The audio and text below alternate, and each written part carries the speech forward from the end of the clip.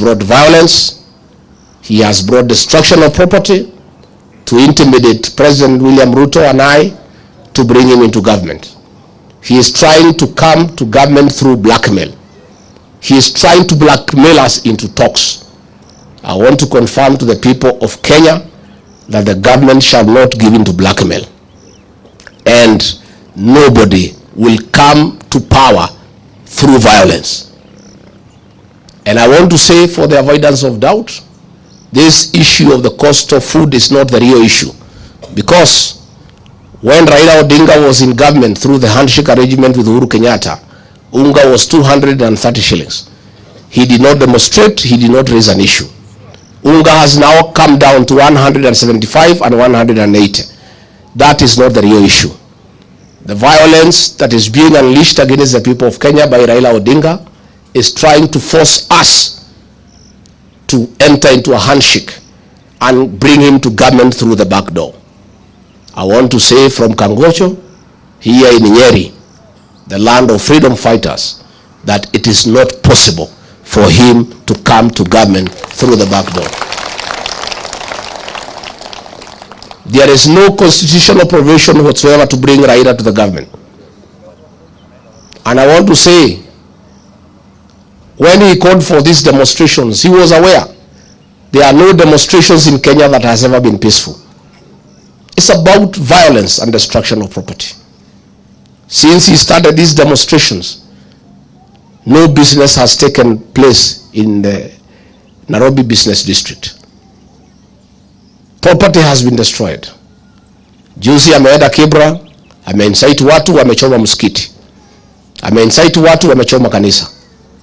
Wherever he has been, he has left a tale of destruction of property.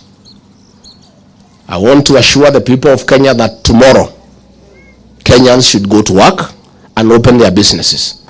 The government has made elaborate and adequate arrangements to protect life and property. The government has a constitutional mandate to protect life and property of the rich and the powerful. Equally, the same government has an obligation to protect the life and property of ordinary Kenyans, property being destroyed and the instigation of the rich and the powerful. The government will protect both the rich and the powerful, and also the ordinary Kenyans. And we want to ask those rich and powerful people to know that getting property is a difficult thing. They may demean these small people because their property is nothing to them. But it's their hard-won sweat. They should respect the property of the ordinary Kenyans.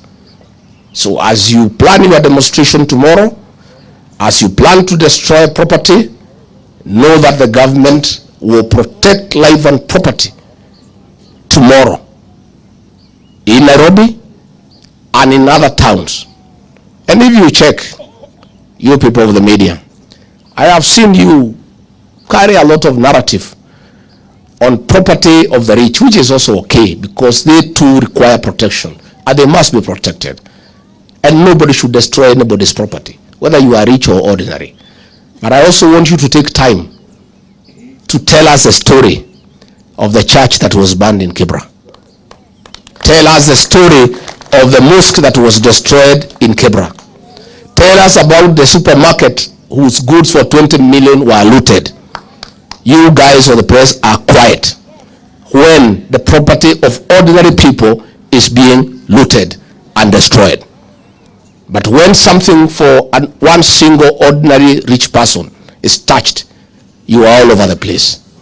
We are saying you should cover both. Nobody should destroy property, either from the rich or the poor. All property must be protected. But we want to see fairness. Tell the people of Kenya all the story of the supermarket that lost 20 million. Tell that story. Go and interview the people at the mosque and tell the story. Go and interview the people who built that church from scratch to tell you the story, so that you also tell the people of Kenya. Go to Yamakema, go to Gikomba and interview the people who have lost business because of Raila Odinga and tell the story. Don't be one-sided. Don't be one-sided. Nikimalizia